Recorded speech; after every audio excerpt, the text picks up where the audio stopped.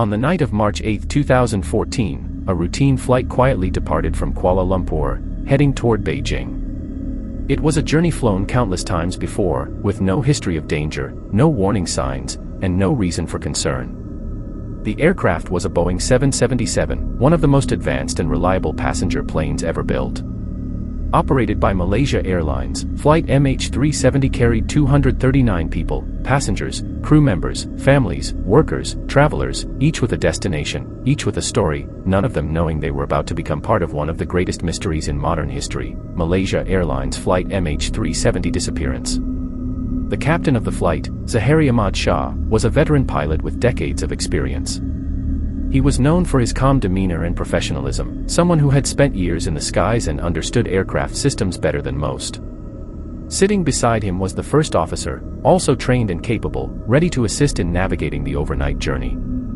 Everything about the flight, from the weather conditions to the aircraft's maintenance records, suggested a completely normal trip. The sky was clear. The route was standard.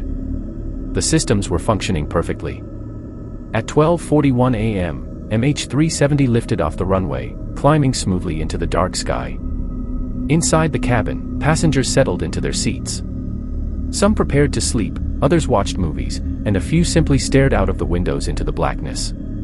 It was the kind of flight where nothing remarkable was expected to happen. And yet, within less than an hour, everything changed.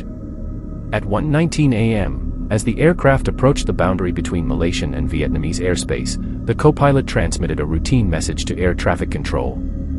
His voice was calm, almost casual: "Good night, Malaysian 370. It was a standard handoff, signaling that the plane would soon be under the control of the next region's radar. Those would be the last words ever heard from MH370. Moments later, something deeply unusual occurred. The aircraft's transponder, the system that communicates its identity and position to civilian radar, was switched off. Not damaged.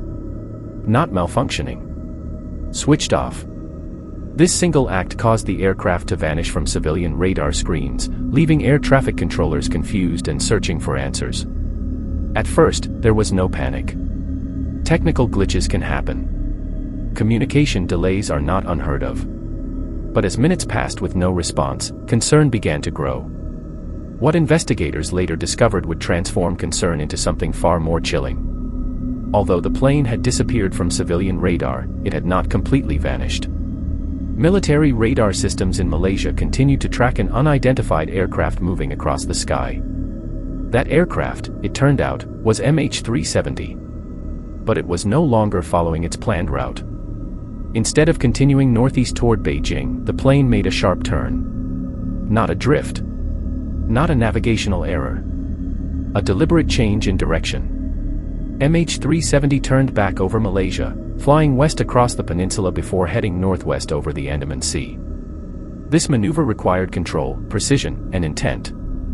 It was not the behavior of a plane experiencing sudden catastrophic failure. It suggested that someone, either in the cockpit or elsewhere, had taken control and changed the course of the flight. For several hours after this turn, the aircraft continued flying, but without communicating with air traffic control. It was as if it had slipped into a shadow, visible only through limited and indirect means. During this time, the passengers on board would have had no clear understanding of what was happening. There were no emergency broadcasts, no distress signals, no confirmed signs of struggle transmitted to the outside world. Then came one of the most important discoveries in the entire investigation. Even though MH370 had disappeared from radar, it was still talking, quietly, automatically, to a satellite network operated by Inmarsat. These communications, known as handshakes or pings, occurred roughly every hour. They didn't reveal the plane's exact location, but they proved one critical fact: the aircraft was still flying. 4 hours. Far longer than anyone initially believed. Engineers and analysts began studying these signals in detail. By calculating the time it took for each ping to travel between the aircraft and the satellite, they were able to estimate the plane's distance from the satellite at each moment. This data created a series of arcs, possible positions where the aircraft could have been at each point in time. When these arcs were combined, they formed two possible flight paths. The first path stretched northward, toward Central Asia, a region filled with remote terrain and complex airspace. The second path extended southward, deep into the vast emptiness of the Indian Ocean. At first, both possibilities were considered. But as more analysis was conducted, the northern route became less likely. There was no radar confirmation from countries along that path. No sightings. No evidence. The southern route, however, told a darker story. If MH370 had flown south, it would have traveled for hours over open ocean, far from land, far from radar coverage, and far from any possibility of emergency landing. It would have continued until its fuel was exhausted. And then it would have fallen into the sea. This conclusion marked a turning point. The disappearance of MH370 was no longer just a missing aircraft case. It had become a global mystery unfolding across one of the most remote and unforgiving regions on Earth. As news spread, families of the passengers gathered at airports, waiting for answers that never came. Governments mobilized resources.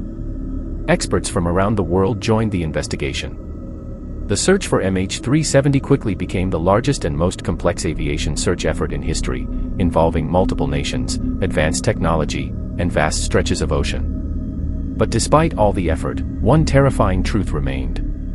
No one knew exactly where the plane was. No distress signal had been sent.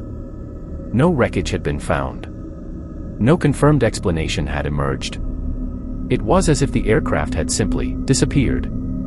And as days turned into weeks, and weeks into months, the mystery only deepened. Because the more investigators uncovered, the more questions appeared. Why was the transponder turned off? Who changed the flight path? What happened inside the cockpit? And how could a modern aircraft vanish so completely in the 21st century? The answers, if they existed, were hidden somewhere in the vast darkness of the ocean.